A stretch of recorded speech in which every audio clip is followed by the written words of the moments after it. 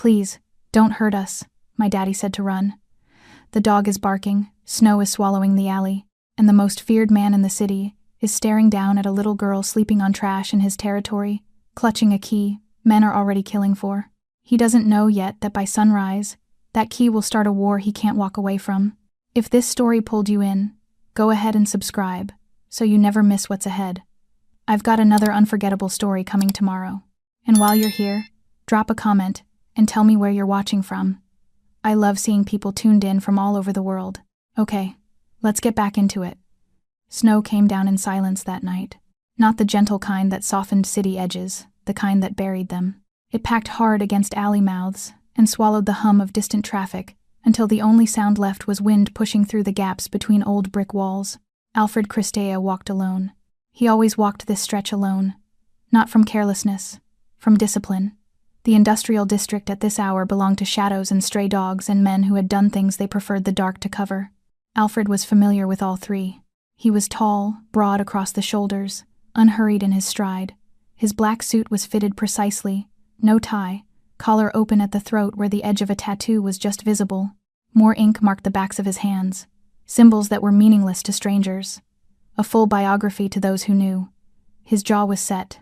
His eyes moved the way a man's eyes moved when he had survived long enough to read a street before he stepped onto it. He ruled this city's underworld, not with noise, with permanence. Men twice his age stepped aside when Alfred passed, not because they had been told to, because they understood, the way animals understood weather, that certain forces were simply beyond negotiation. Tonight, he was returning from a meeting that had ended exactly as he intended. Everything was in order. The city was quiet. He almost walked past her. The cardboard had blended with the alley floor. The mustard sweater was dulled under the yellow buzz of the street lamp overhead. If the dog hadn't growled, Alfred would have kept walking, but the dog did growl.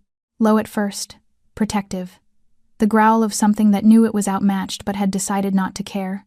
Then a sharp bark, fierce and ragged, cutting through the snow silence like a warning signal from an animal too cold and too loyal to stay quiet. Alfred stopped. He turned, and he saw her. A little girl, curled on flattened cardboard between two dumpsters, knees pulled to her chest, a worn mustard sweater doing almost nothing against the cold, torn leggings, small boots worn through at one sole. Her dark hair fell across her face. One hand was buried deep in the brown dog's fur, gripping, even in sleep, like she had decided that was the one thing she was not letting go. The dog stood over her, thin-ribbed, shaking, eyes fixed on Alfred with an intensity that made the animal look far larger than it was. Alfred did not move. He simply looked. A child, alone, on trash, in his territory, in the middle of winter. That wasn't an accident. That wasn't a runaway who had wandered into the wrong alley. Something had pushed this girl here. Something with force behind it. He stepped closer. The dog barked again, louder this time, planting its paws, refusing to retreat an inch. The girl woke. Her eyes opened slowly, dark, exhausted, and immediately, horribly afraid.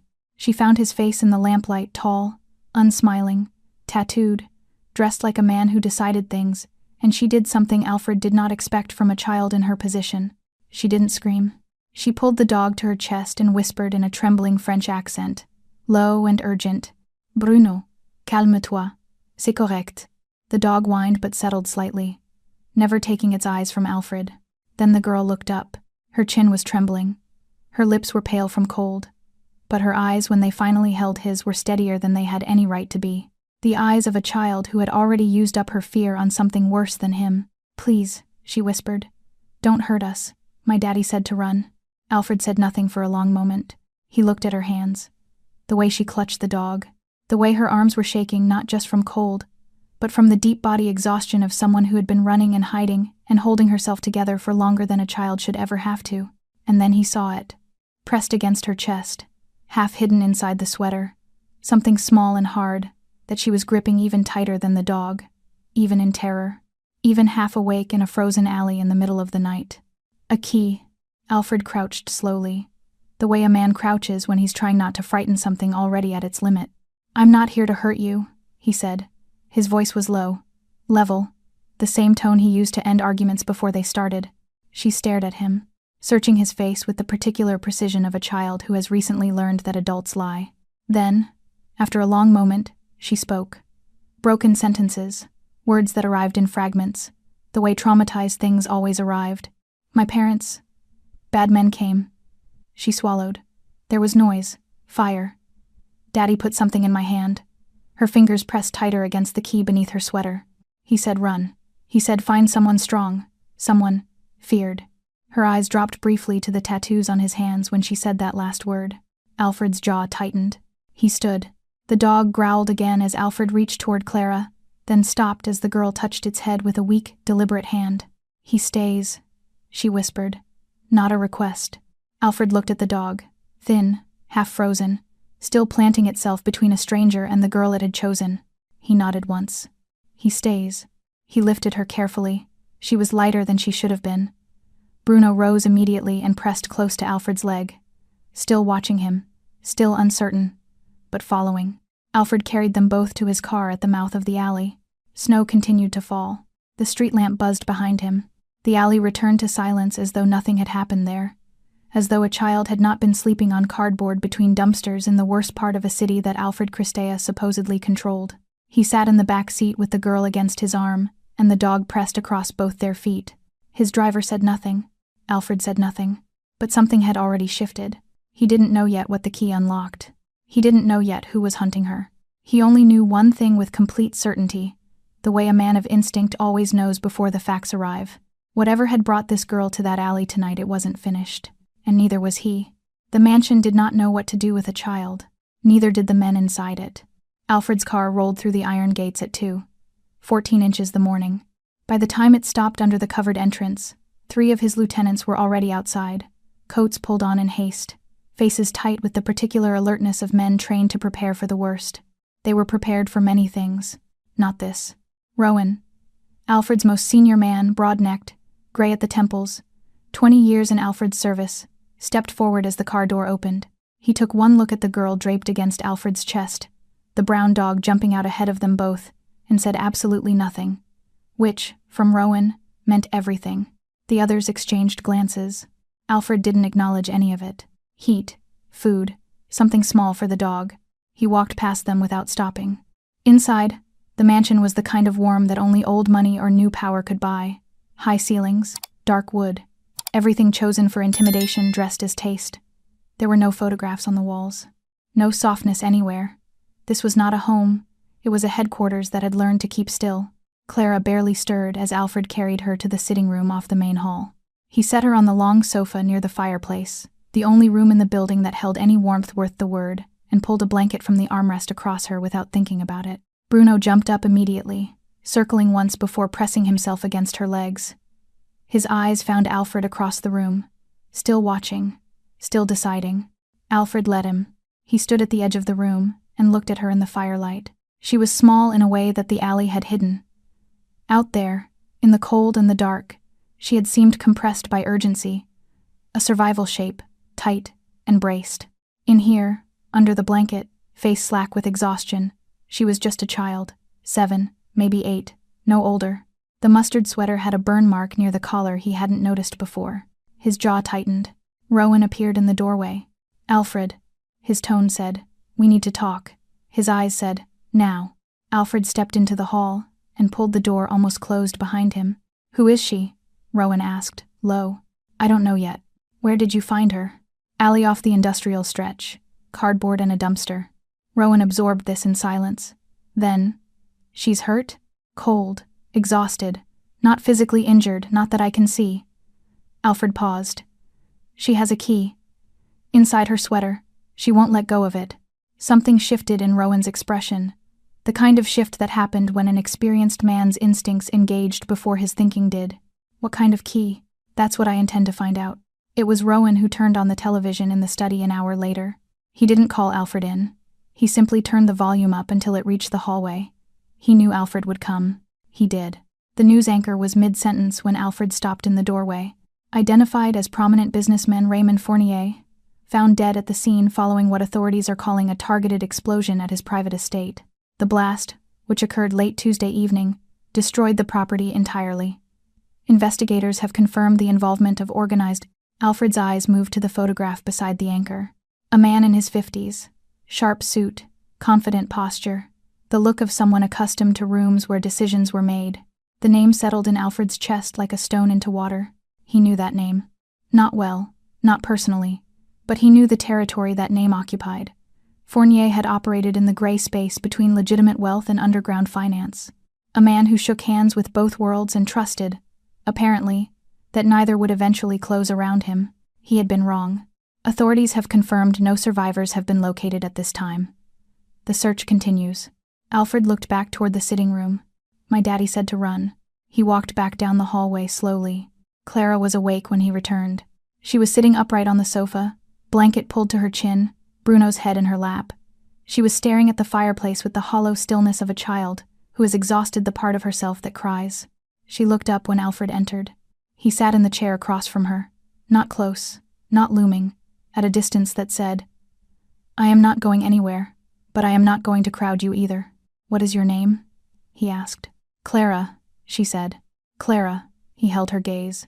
"Can you tell me what happened? Take your time." She looked back at the fire. When she spoke, the words came, slowly, carefully, as though she was handling something fragile and sharp at the same time. "We were at home. It was night. I heard men's voices not from inside." She paused. "Then inside. Daddy came to my room. He was moving fast. He didn't turn on the lights." Her fingers pressed into Bruno's fur. He put the key in my hand. He held my face. Her chin trembled once, then steadied. He said, "Find someone the city is afraid of." He said I would know when I found him. The fire cracked softly. Then he made me go out the back window. She swallowed. I heard the noise after. It was very loud.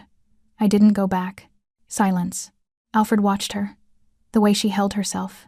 The way she breathed through the words rather than breaking under them. She was holding herself together with the focused determination of a child who had made a private decision, somewhere between that window and that alley, that she was not going to fall apart. Not yet. Bruno lifted his head and licked her hand once. She looked down at him. And for just a moment, one brief, unguarded moment, something in her face cracked open. Not into tears. Into exhaustion. The kind that lives deeper than tired. The kind that only comes when a person has been strong for far too long in far too short a time. Alfred looked away. He gave her that moment without witness. Then, quietly, he stood. He walked to the window. Outside, snow still fell across the city he controlled. Somewhere in it, men were already searching. He was certain of that now. And they would not stop because a child had found shelter. They would search harder. Clara fell asleep holding it. Even after Alfred had settled her back against the cushions. Even after Bruno had pressed himself warm against her side. Even after the fire had burned lower and the room had gone quiet. Her fingers stayed curled tight around the key, inside her sweater. Not loosely, the way a person grips something when they understand, even unconsciously, that it is the only thing between them and complete loss. Alfred stood in the doorway for a long moment. Then he walked to the study and closed the door behind him. Rowan was waiting. He had pulled 2 chairs close to the desk without being asked. He knew Alfred well enough to know that whatever came next required sitting down not from weakness, but from the kind of deliberate stillness that serious thinking demanded. Alfred sat, steepled his hands, said nothing for a moment. "Fournier," he finally said. "I've been pulling what I can," Rowan replied. He slid a folded page across the desk, printed notes, names, numbers, the kind of information Alfred's network could surface in under an hour when the right questions were asked. He was legitimate on paper, import financing, private equity, 3 holding companies registered across 2 countries, clean enough to pass most scrutiny. But the holding companies had silent partners. Rowan paused. Eastern. Alfred's eyes lifted from the page. How Eastern? Rowan held his gaze. Far enough east that you've met them before. The room went still. Alfred set the page down slowly. He leaned back in his chair and looked at the ceiling for a moment, the particular stillness of a man who is not surprised, but is recalibrating, measuring distance between what he knew and what he was now certain of. He had met them before. 4 years ago. A syndicate expanding westward with the quiet, patient aggression of something that had learned to move without being heard until it was already inside the walls. They had tested Alfred's territory with the kind of probing that powerful organizations used, not a direct challenge, but pressure. Strategic, deniable. He had ended it personally. One meeting, one conversation, the kind that left no room for misinterpretation. They had retreated. But men like that did not forget. They filed things away. They waited. They found new angles. They were Fournier's backers, Alfred said. It wasn't a question. Partners initially, then controllers. Rowan's voice was even. The working theory, and I want more confirmation, before I call it fact, is that Fournier held access to an offshore account. Significant funds, beyond significant. The kind of number that doesn't just buy influence, it buys restructuring. He refused to give it over. That would be consistent with the bomb. Rowan folded his hands on the desk. They don't negotiate when they're done negotiating. Alfred was quiet. Outside the study window, the snow had slowed to a drift. The city sat beneath it, still and white, looking from this distance like something peaceful, like something that had never once swallowed a man whole. The key, Alfred said. Yes, she's been carrying the access point this entire time, which means they don't have it. Rowan let that land before he continued. And if they know Fournier had a child, if they know she ran, they're already looking. Neither of them said the next part. They didn't need to. Both men had operated long enough in this world to understand exactly what happened to loose ends, what happened to small, unprotected things that stood between powerful people and what they wanted. Alfred stood. He moved to the window. The memory arrived the way memories did when he hadn't invited them without announcement, simply present. 4 years ago. A warehouse on the east waterfront. 3 men across a table from him, flanked by 6 more against the walls. Their leader had been a composed man, well-dressed, the kind of composed that came from being accustomed to getting what he wanted without having to raise his voice. He had explained, politely and at length, that expansion was natural, that it benefited everyone, that Alfred was a reasonable man who understood the direction things were moving. Alfred had let him finish. Then Alfred had said, simply and without theater, "If any of your people cross into my territory again, the next conversation won't happen at a table." The composed man had smiled, the kind of smile that meant, "We will remember this." They had left. They had not come back. But they had clearly never stopped moving. They had simply moved sideways, found a new door, found Fournier, and his financing, and his offshore account, and his access key. And now the key was in a child's sweater in Alfred's sitting room. And the men who wanted it had already burned a mansion to the ground to get it. Alfred turned from the window. "I want everything on their current operation. Locations, personnel, who they're using locally." His voice was measured, precise, quietly. "I don't want them knowing we're looking." Rowan nodded once. "And the girl?" Alfred was silent for a moment. "She stays here." "Alfred," Rowan stopped himself, reconsidered his words, tried again, carefully. "If it becomes known she's here, if they trace her here, then they'll know where to find me." Alfred's jaw set. "Good." Rowan looked at him for a long moment. 20 years of reading Alfred Christea, and he still, sometimes, found something in the man he hadn't expected. He nodded slowly, said nothing more. Alfred returned to the sitting room alone. The fire had burned to low orange. Clara was deeply asleep now, her breathing slow and even, one hand still pressed to her chest. Bruno lifted his head when Alfred entered, watched him cross the room, then set his chin back on Clara's legs. Alfred stood at the edge of the firelight. He looked at the key, or rather at the shape of it beneath the fabric. Small, ordinary-looking, probably. The kind of thing you could hold in one palm and think nothing of. The kind of thing that started wars. Somewhere across the city, phones were ringing in dark rooms. Names were being passed quietly between dangerous men. Somewhere, someone was already asking questions about a little girl in a mustard sweater who had walked out of a burning estate into a freezing night. Alfred crouched and carefully added a log to the fire. The flames caught slowly, then held. He straightened. He looked at Clara one last time. Find someone feared. Her father had told her. Alfred hadn't decided anything yet, but the decision was already making itself. The city woke up the next morning not knowing it was already hunting. That was the thing about the underworld, it rarely announced itself.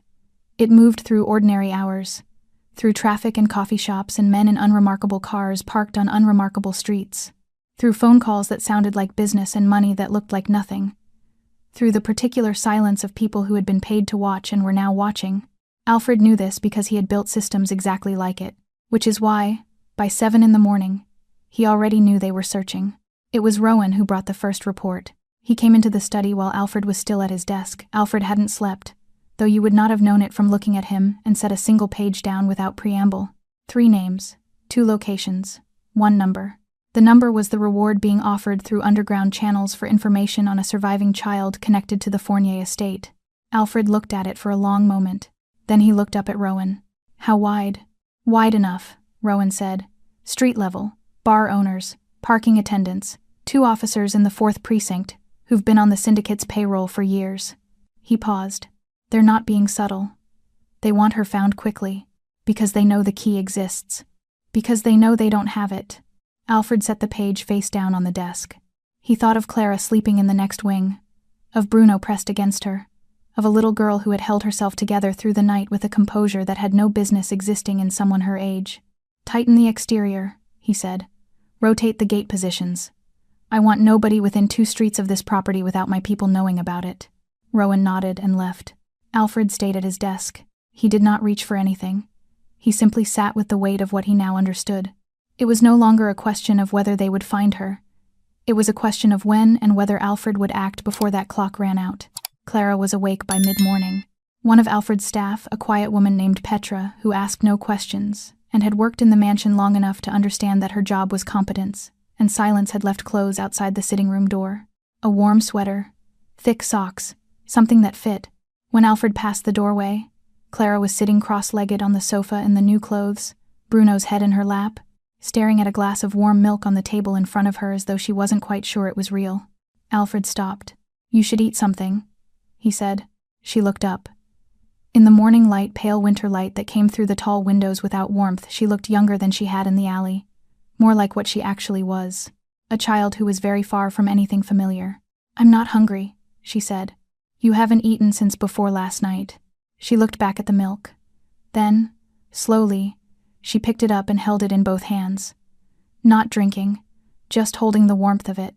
Alfred came in and sat in the chair across from her, not to interrogate, not to press, simply to be present in the room because he understood, in the wordless way, that some things were understood, that she needed the weight of another person nearby more than she needed to be spoken to. They sat in silence for a while. Then Clara said, quietly, Are you a bad man?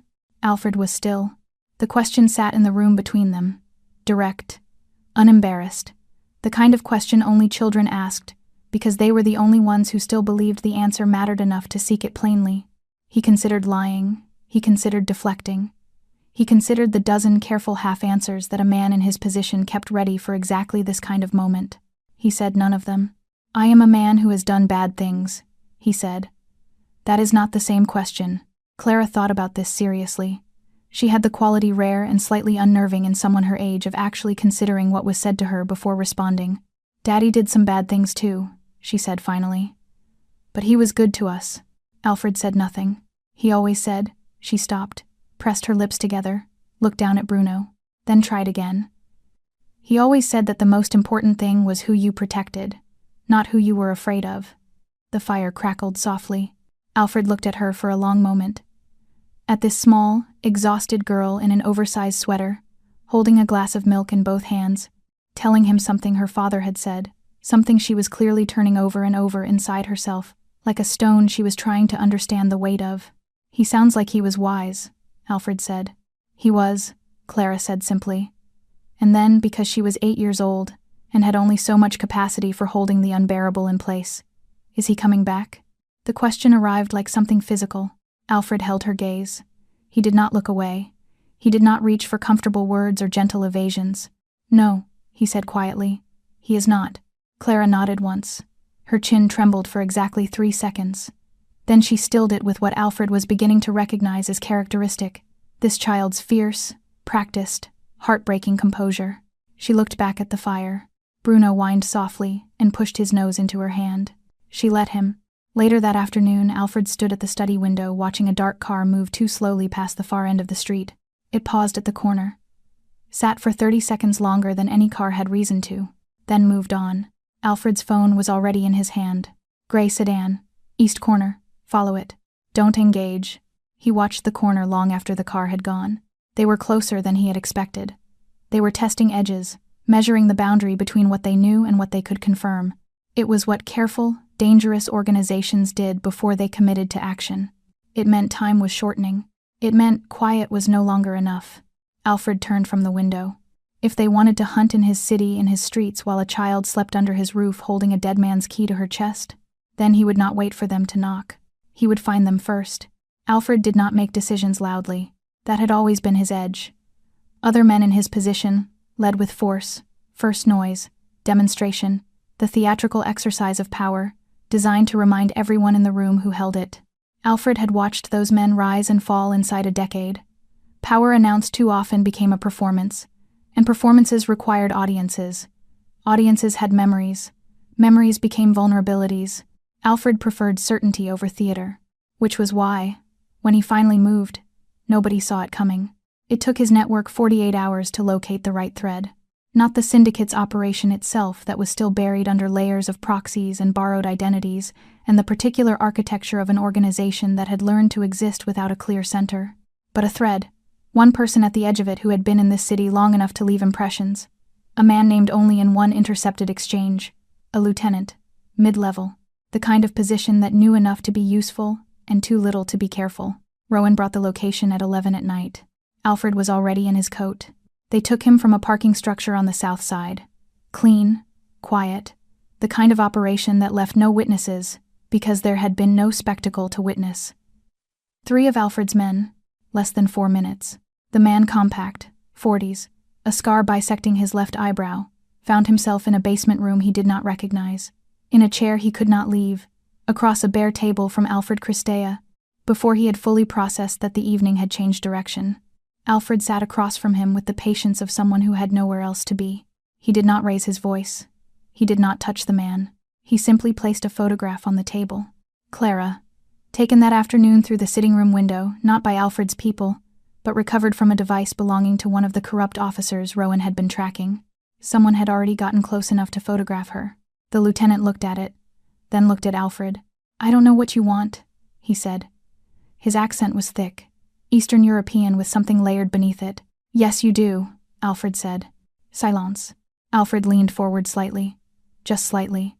Enough to close the distance between a conversation and something else entirely. "I am going to explain something to you once," he said, "because I am not an unreasonable man, and I prefer not to waste either of our time." He folded his hands on the table. "The child in that photograph is under my protection. The key her father gave her is under my protection.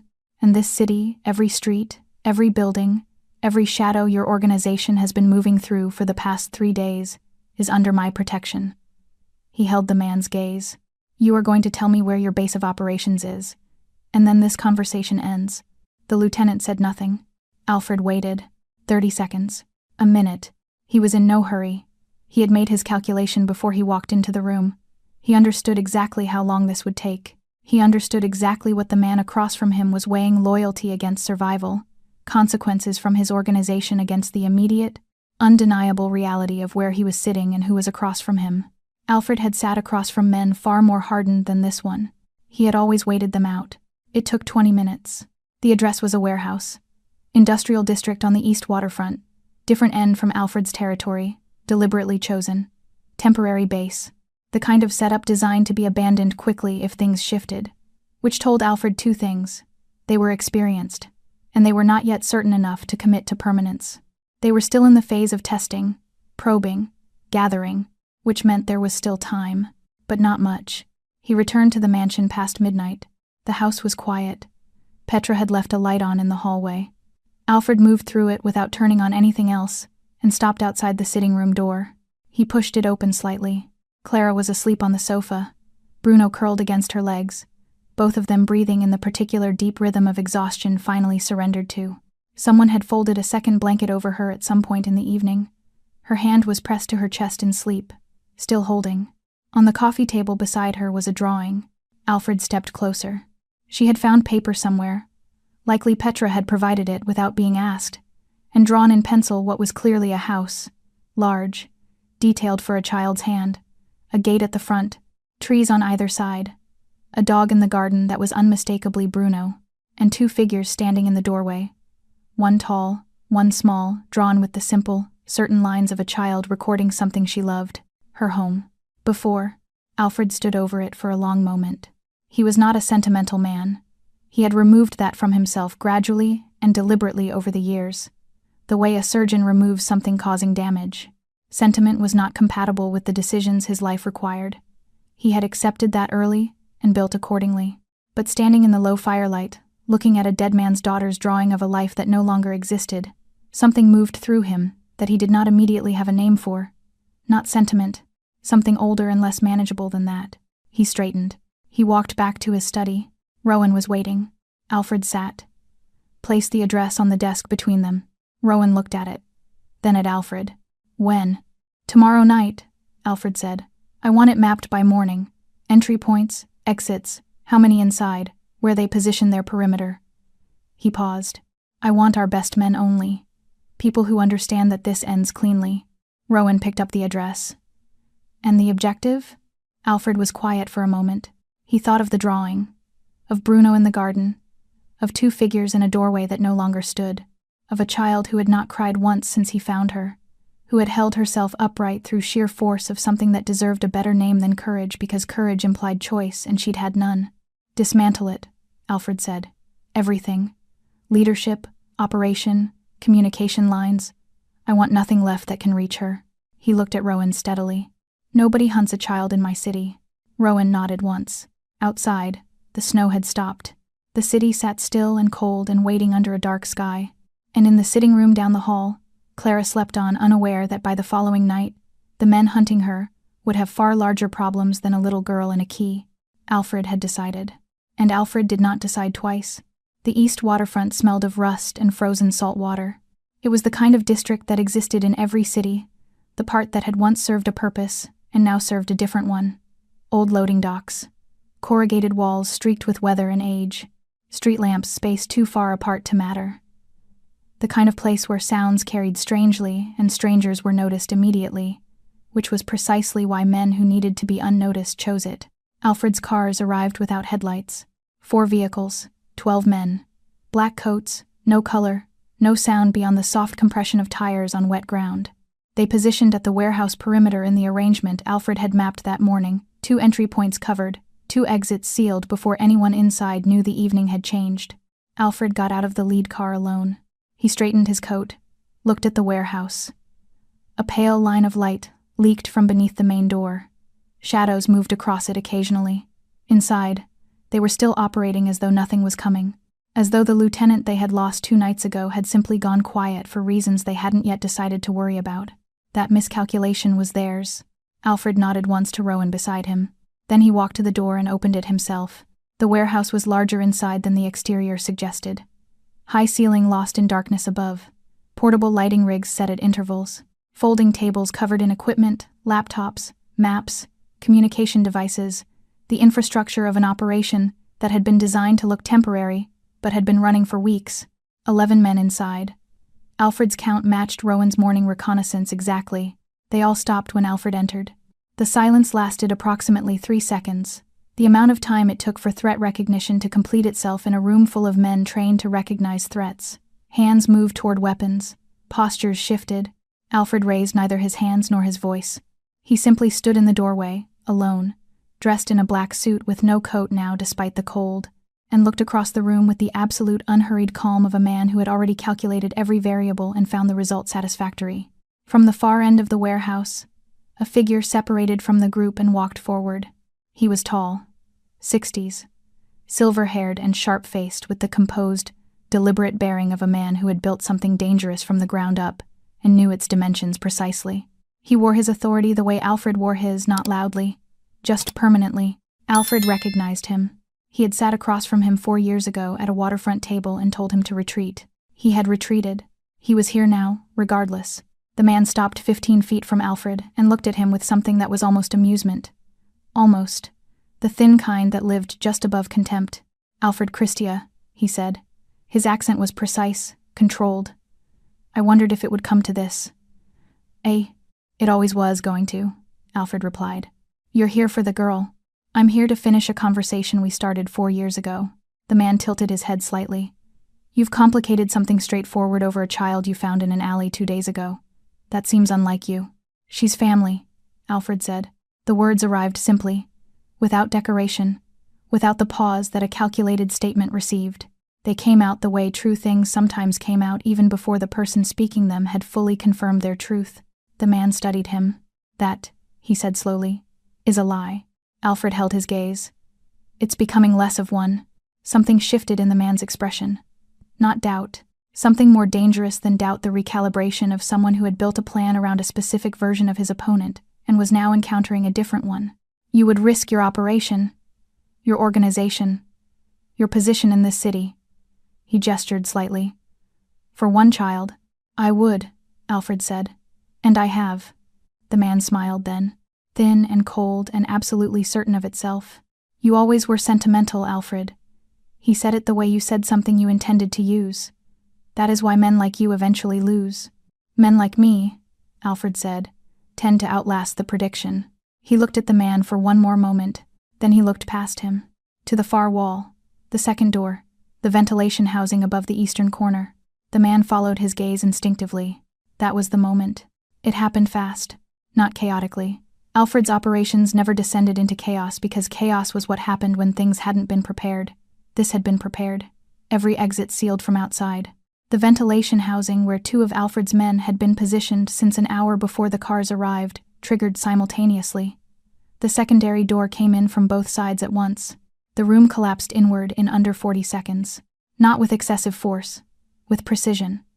With the kind of targeted, professional efficiency that left no ambiguity about who had planned it and how long they had spent doing so. Alfred did not move from where he stood. When it was done, when the room was controlled and the noise had settled back into the particular silence of a concluded thing, he looked for the silver-haired man. Gone. A rear panel in the eastern wall. Concealed, pre-planned, the exit of a man who had built his escape into the architecture before he ever needed it. Alfred stood at the open panel and looked into the dark passage beyond it. He did not pursue. Not because he couldn't. Because a man like that, running through a drainage passage in the east waterfront at midnight, had already lost everything that mattered. His operation, his personnel, his foothold in this city. Running was its own kind of message received. But he was still out there. And men like that did not accept conclusions gracefully. Alfred turned back to the warehouse. Rowan was at his shoulder. Clean? Clean, Rowan confirmed. But he's gone. I know. Alfred looked at the dismantled room. The folded tables. The equipment that would be removed before morning. The temporary base that would be empty rubble in the story of this organization's ambitions by sunrise. It's not finished. No, Rowan said. But it's different now. Alfred buttoned his coat against the waterfront cold. They came into my city quietly. They thought that was an advantage. He walked toward the door. Now they know it wasn't. Outside, the dark water of the waterfront sat motionless beneath a sky without stars. Somewhere in it, a silver-haired man was running. And somewhere across the city, a little girl in a mustard sweater was sleeping. Alfred got into the car. Both of those things mattered, but only one of them kept him moving. The silver-haired man had a name. It took Rowan's network until the following morning to surface it cleanly, not because the information was hidden, but because it was layered, built over deliberately, the way powerful men constructed themselves when they understood that anonymity was the most durable armor available. His name was Gregor Vasil, 63 years old. Romanian by origin, stateless by practice. He appeared in no criminal database under that name, not because he had never done anything to merit one, but because he had never done anything that could be proven to have been done by him specifically. He existed in the negative space of a dozen investigations. The name that came up adjacent to things, never inside them. He was not the syndicate. He was the person the syndicate answered to. Alfred read the file at his desk in the gray morning light and understood, with the particular clarity of a man who had spent decades learning to read power structures, that what he had dismantled at the warehouse was not the operation. It was the visible portion of it, the hand without the arm behind it. Rowan sat across from him. He's been running expansion into Western territories for 6 years, Rowan said. Slow, patient. He doesn't move until the infrastructure is already in place, contacts embedded, finances routed, local leverage established. He paused. Fournier wasn't his first entry point into this city. He was the third attempt. The previous two? Both failed quietly. Businesses closed, people relocated. Rowan's voice was measured. Nobody died. He learns from resistance, adjusts, until Fournier. Until Fournier refused to surrender the account access. Rowan folded his hands. At which point Vasil stopped adjusting, and sent a message instead. Alfred looked at the photograph in the file, facile at a distance taken through surveillance, grainy, unhelpful in its detail. Silver hair, straight posture, the composed face of a man who had made decisions that ended other people and felt the appropriate weight of nothing. "He knows Clara is here," Alfred said. It was not a question. It had stopped being a question somewhere around the moment the gray sedan had paused at the corner of his street 2 days ago. "He knows she's protected," Rowan said carefully. "He may not know exactly where. He'll find exactly where." Alfred closed the file. "It's what he does. He finds things. He waits. He builds the infrastructure of a conclusion before he announces it." Rowan was quiet for a moment. Then, "There's something else." Alfred looked at him. Rowan did not look away, which meant what came next was the kind of thing that required the other person to be looking at you when it arrived. "We have a problem inside." The silence that followed was the particular kind that happened when a room recalibrated around a new weight. Alfred said nothing. He waited. "One of our communication lines was accessed 2 nights ago," Rowan said. "Before the warehouse. Someone inside our network pulled the girl's location and the status of our perimeter arrangements." He placed a single page on the desk. "I've narrowed it to 3 people who had access to that information at that time." Alfred looked at the page. 3 names. All of them men he had known for years. All of them men who had been present at the warehouse. All of them men he had built trust with across time and shared risk. He looked at the names for a long time. "When will you know which one?" "By tonight," Rowan said. "If you allow me to proceed quietly." "Quietly," Alfred confirmed. "Nothing moves until we know." Rowan nodded and left. Alfred remained at his desk. He had known, in the abstract theoretical way that a man in his position always knew, that betrayal was not a question of if. It was a question of when, and who, and how much damage had already been done by the time it surfaced. He had built his organization around reducing the opportunity for it, compartmentalized information, layered trust, kept the circle genuinely tight, and still, he looked at the 3 names. One of them had handed Clara's location to the man who had burned her home down. He found her in the garden. This surprised him. The garden was at the rear of the property enclosed, private, invisible from the street, but he had not expected her to venture outside. He had not expected her to do most of what she did, he was finding. She was sitting on the stone steps that led down from the rear door, Bruno beside her, both of them looking at the snow that still covered the garden in unbroken white. She had a stick in her hand and had been drawing something in the snow at the edge of the step. When Alfred came through the door, she looked up, assessed him with those dark, steady eyes, and moved slightly to one side on the step, an offering of space. He sat beside her. He looked at what she had drawn in the snow. A house. Again, the same gate, the same trees, but this time there was no doorway with figures in it. This time she had drawn the house with its windows dark. He said nothing. After a while, Clara said, "Will they come here?" Alfred looked out at the white garden, at the high walls beyond it, at the gray winter sky above those. "I won't let them reach you," he said. She considered this. "That's not what I asked." He glanced at her sideways. She was looking at him with the direct, patient expression of a child who understood the difference between an answer and a reassurance, and was specifically requesting the former. "They will try," he said. "Yes." She nodded slowly, as though this confirmed something she had already decided. "Then you have to be ready," she said. "I am. Bruno is too," she added, with complete seriousness. "He doesn't look like much, but he's very brave." Alfred looked at the dog. Bruno looked back at him with the expression of an animal that had survived considerable hardship and retained its dignity throughout. "I can see that," Alfred said. Clara looked back at the snow. Then quietly, in the voice she used when she was saying something she had been carrying for a while, "My daddy said brave doesn't mean not scared. It means scared and still going." Alfred was still. "Not while I breathe," he said quietly. "Not while I breathe." He didn't know if he was answering her or answering something in himself. Perhaps both. Behind them, inside the mansion, his phone was already ringing. The curtain was lifting, and behind it, Gregor Vasile was not finished. He was repositioning, and this time he was aiming at the walls themselves. The call came at 4:47 inches the morning. Rowan's voice on the other end was controlled in the way it only got when the information was significant enough to require controlling. He didn't apologize for the hour. He never did. Alfred was already awake. He had not slept properly since the night he found Clara, and he had stopped pretending that was going to change. "We found her," Rowan said. Alfred sat up slowly. Found who? Clara's mother. The words landed in the dark room like something physical. Alfred was on his feet before Rowan had finished the sentence, moving to the window. The city below, still and black and indifferent to the significance of what had just been said. She's alive? Alive. Injured significantly. She's been in a private clinic on the north side under a false name. Admitted the night of the explosion by a man we haven't identified yet. Someone who pulled her out before the building came down and got her admitted quietly. Rowan paused. She's been unconscious for most of it. She came around yesterday. The clinic contacted a number she had memorized. That number eventually reached us. Alfred said nothing for a moment. He thought of Clara in the snow-covered garden, with her stick drawing dark windows in a house she believed she would never return to. He thought of her particular, practiced composure, the 8-year-old's fierce refusal to collapse, and understood now that some part of it was not just character. Some part of it was the thing children did when they were holding grief at arm's length because they had not yet been given permission to put it down. Is she stable? For now. She needs proper care.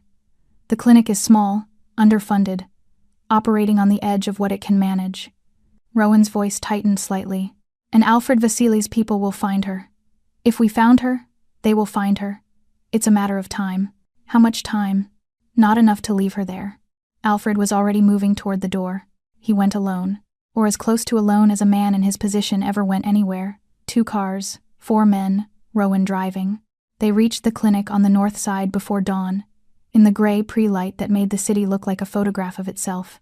The clinic was exactly as Rowan had described. A narrow building squeezed between a pharmacy and a shuttered dry goods store. The kind of place that existed on goodwill and inadequate funding, and the particular exhaustion of people who kept showing up anyway. The doctor on duty, a woman in her 50s with the eyes of someone who had seen too much and decided to keep going, met Alfred at the door and looked at him with the expression of a person rapidly revising several assumptions. "You're here for the woman in room 4, she said. "Yes. She needs more care than we can give her here."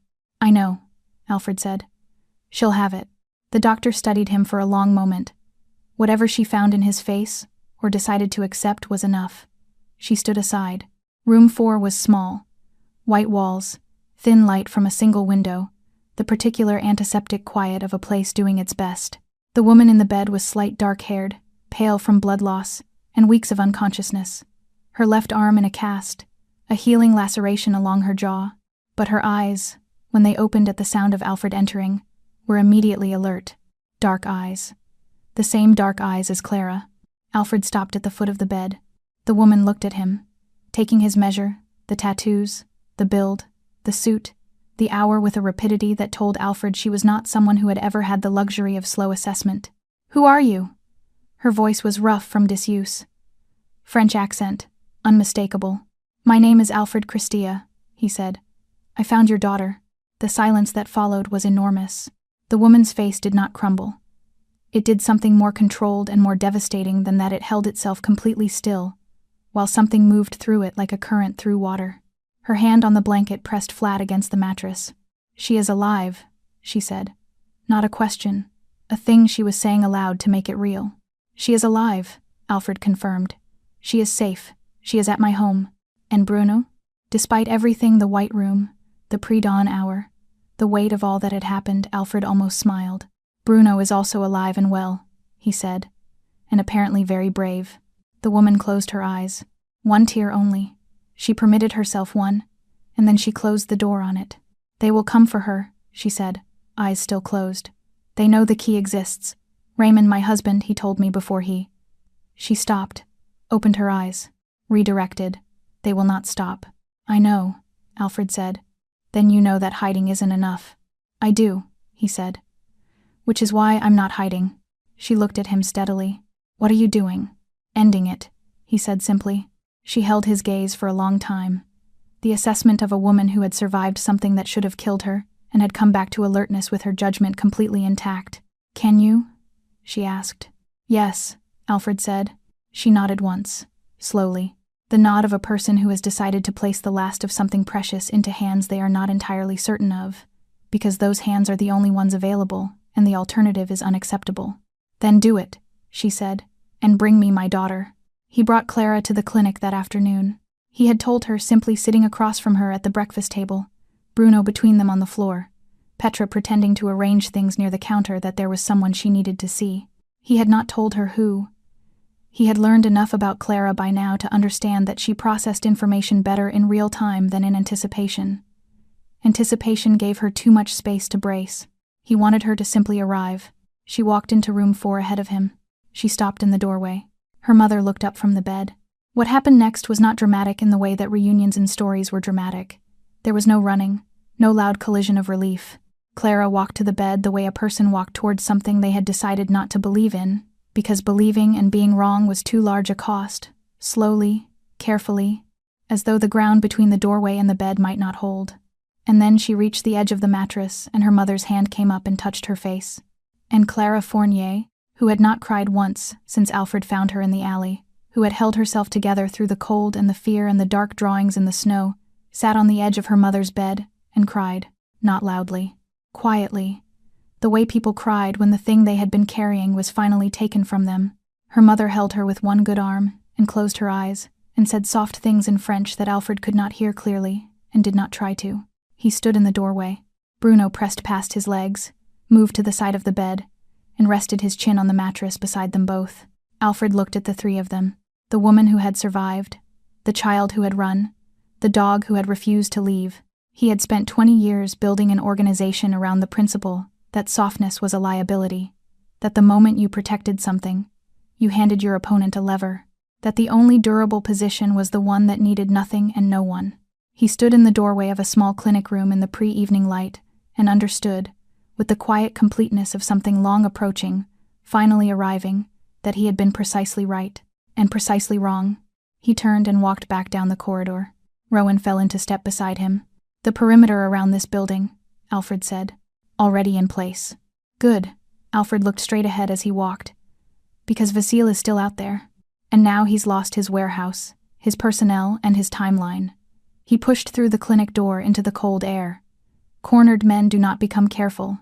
They become reckless." Rowan nodded. "Which means he moves soon," Alfred said.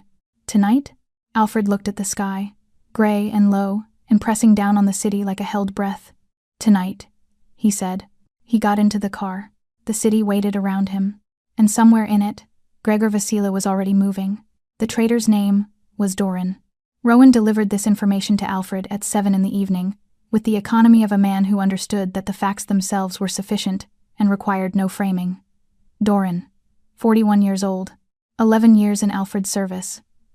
Trusted with communication architecture, which was precisely why the access had been so clean, so invisible, so damaging.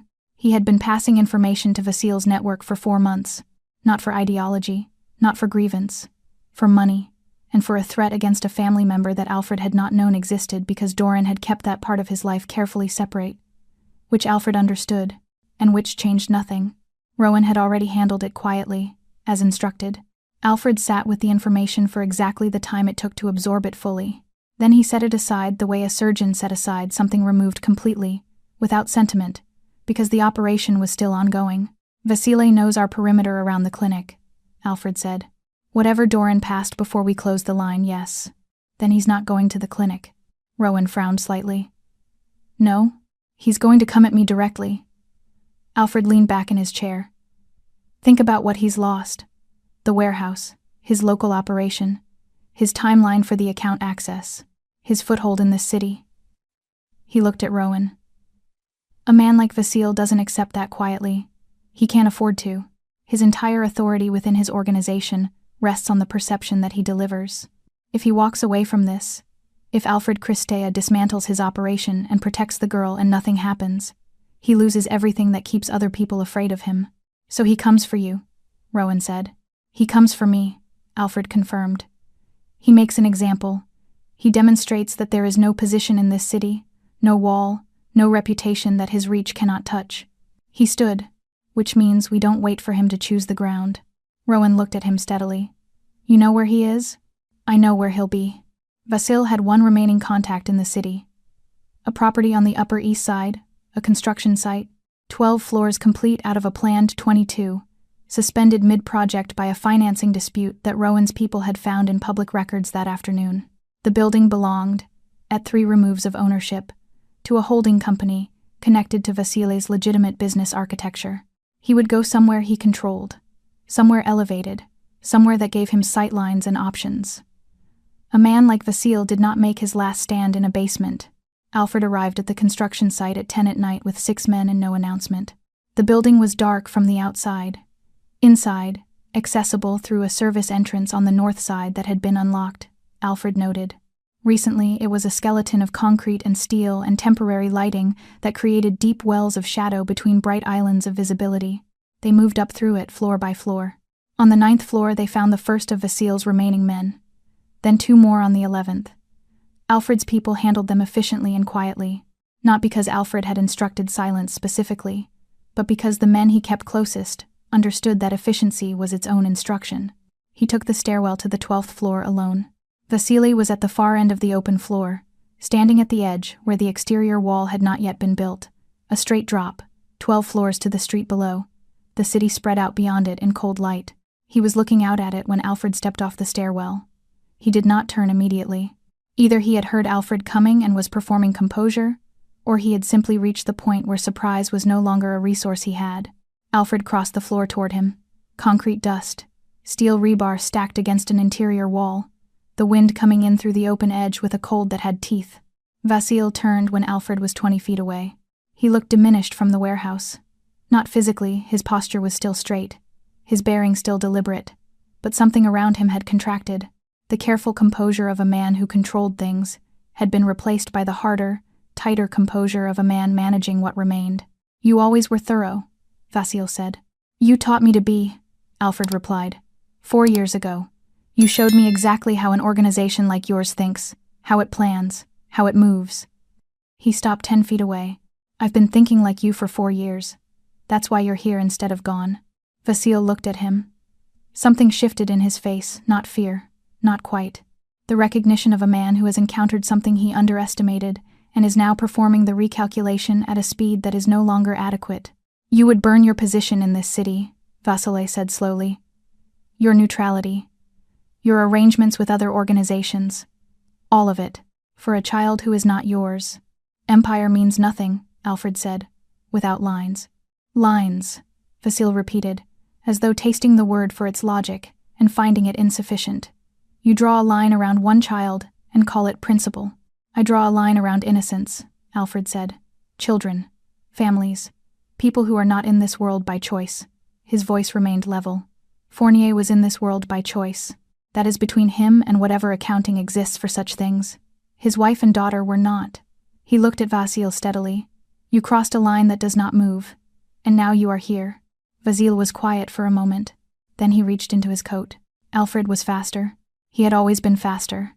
Not because of reaction time, though that was considerable, because he had calculated this moment before he walked through the service entrance and had positioned accordingly. It ended quickly, professionally, without theater. Vasile sat against the interior wall, disarmed, 2 of Alfred's men at his shoulders, looking up at Alfred with the expression of a man completing a very long calculation and not enjoying the result. "This doesn't end with me," Vasile said. "The organization, your organization," Alfred said, "will receive a message tonight. From you, under your authentication, withdrawing all operations from this city and releasing all claims to the Fournier account." He crouched to Vasile's eye level. "You built your authority on the perception that you were untouchable. Tonight that perception ends. Your people will know it ended, and they will make the adjustments that people always make when the landscape changes." Vasile looked at him for a long moment. "And me?" "You leave this city," Alfred said.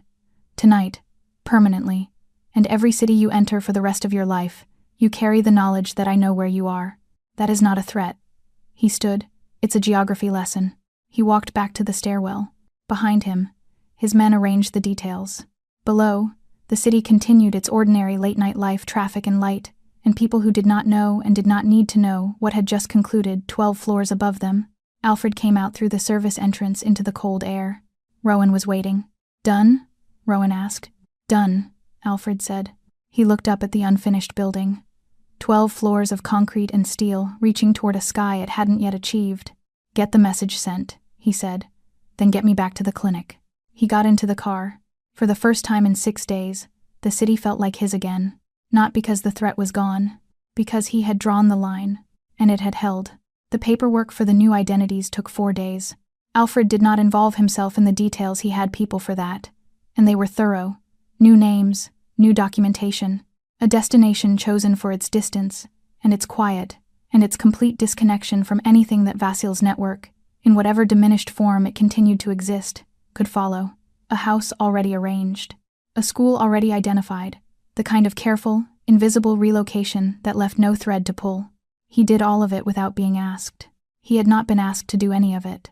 On the last morning, Clara sat at the kitchen table with Bruno under her chair and ate breakfast with the particular focused attention of a child who had decided to be present for ordinary things, who had understood, somewhere in the previous week, that ordinary things were not ordinary at all and deserved her full regard. Petra moved quietly around the kitchen.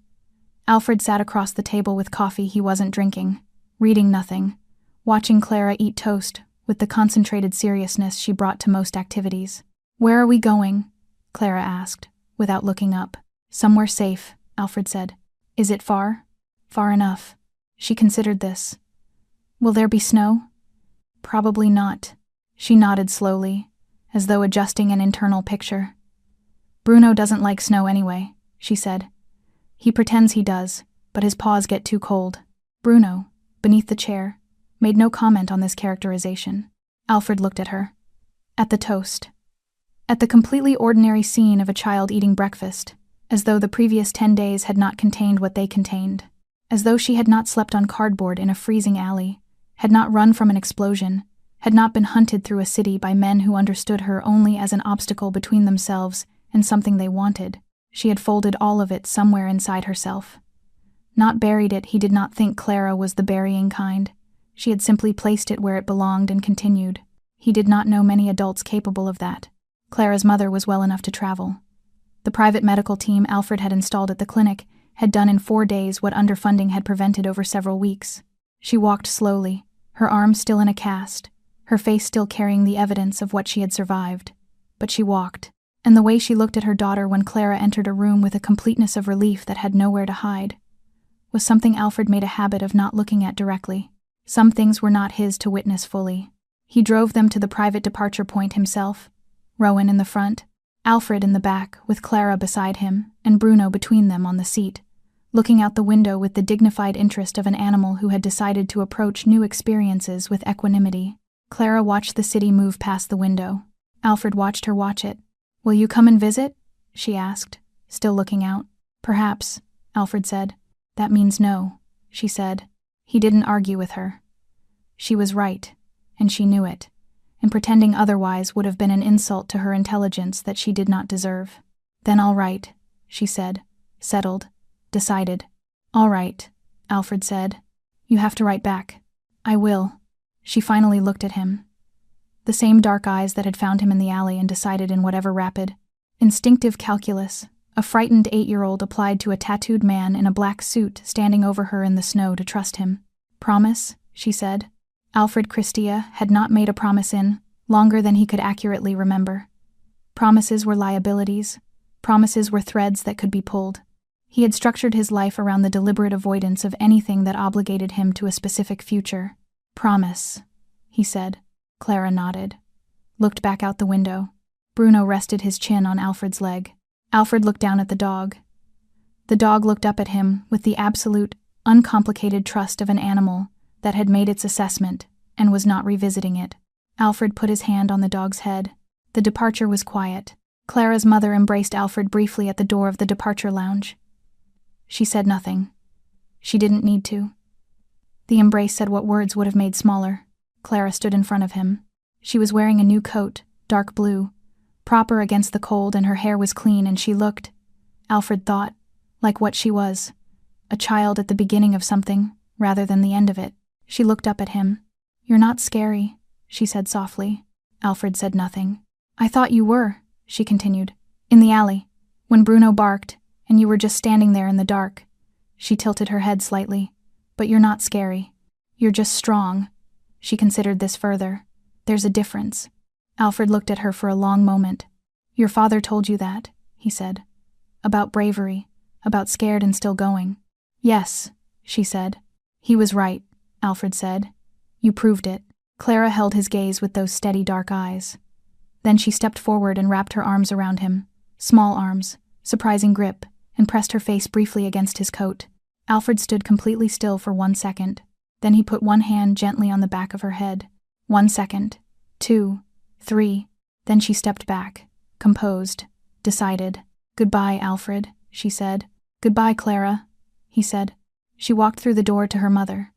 Bruno looked back once, one long, appraising look then followed. The door closed. Alfred stood in the car park alone. The city was behind him.